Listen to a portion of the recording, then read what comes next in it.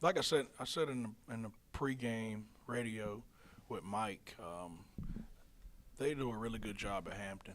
Um, they're going to be tough down the road once he gets all of his players in and continues to build on his culture. You can absolutely see it's been a culture change, and um, they have a clear identity.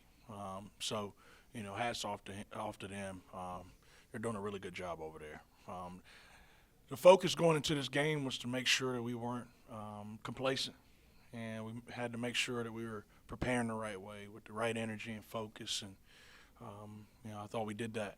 I thought we came out and we had a good physical disposition about us, and it wasn't pretty the whole way, but I thought we played about 30 really good minutes of basketball, and so I'm proud of the guys, not for only winning that game, but battling through this 3-game week and 8 straight days. They battled through it. A lot of guys were getting sick through that 8-day stretch. Guys getting banged up, and they just battled through it. So I'm very proud of our team right now, and main focus is for them to get rest and try to get well as we lead into next week. How much of that, just diving into what you just mentioned about, how much of that do you balance between, crediting to the kids, but also you always talk about the process, and that's always, that's something you develop too, the mental toughness to be able to handle the adversity, the distractions, whatever it is, cancel classes, snow on the ground, 3 games in a week. How do you kind of balance, where that comes from for these players? Yeah, I mean, you can talk about things that they need to do. You can talk about the process, but they have to buy into it.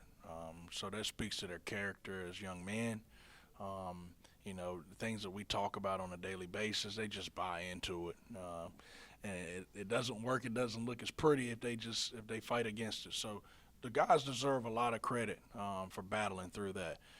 We're learning along the way as coaches what to do and when to dial back, and we're trying to learn a routine as we go through conference play too. So we're making our adjustments, but I can't take any credit for that. The guys completely buy into everything that we're talking to them about, and like I said, they're focused right now. I think you said 30 minutes of games so that you liked. I can't imagine the first 2 minutes were in that 30. I think it was like a 12-4 rebound advantage early on. I know rebounding was a big thing for you guys. You guys even went to the big lineup after the 2 big lineup, after a while. Just what was the message to the team, and how do you think they were able to really propel themselves? Because I think you guys really started to bludgeon them at the end of the first half. Yeah, we talked about that was the number one key going into the game on the defensive end. We needed the defensive rebound because they averaged 13 offensive rebounds a game, and I knew they were going to get a couple, but we didn't want them to get them in flurries, and so we just weren't physical enough on our blockouts. We weren't pursuing the basketball with enough intent, and so we wanted to talk about that. And I think later on in that first half, we started to lock in, and I think they only had 4 in the second half. Rebounding is very important for us, and we're going to continue to lock in on that and work on that. I know it was because of need, because Josh was hurt, but Greedy getting inserted into the starting lineup, 17-7. He had a great performance tonight.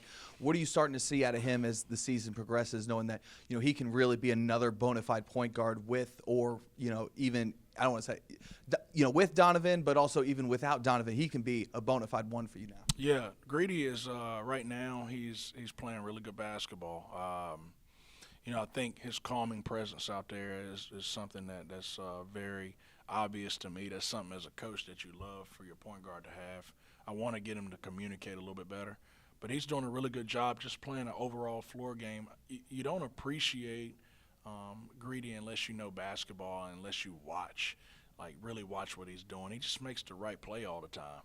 And then on the defensive end, he competes his tail off. And I said this I think somebody asked me one time to talk about Greedy. All he cares about is winning. Tonight he had to play a season-high 28 minutes. He was trying to come out. I wasn't going to let him come out. But he does so much for our team. I think he helps Donovan out more than anything, so Donovan doesn't have to have so much usage with the ball in his hands. So I can't say enough good things about him.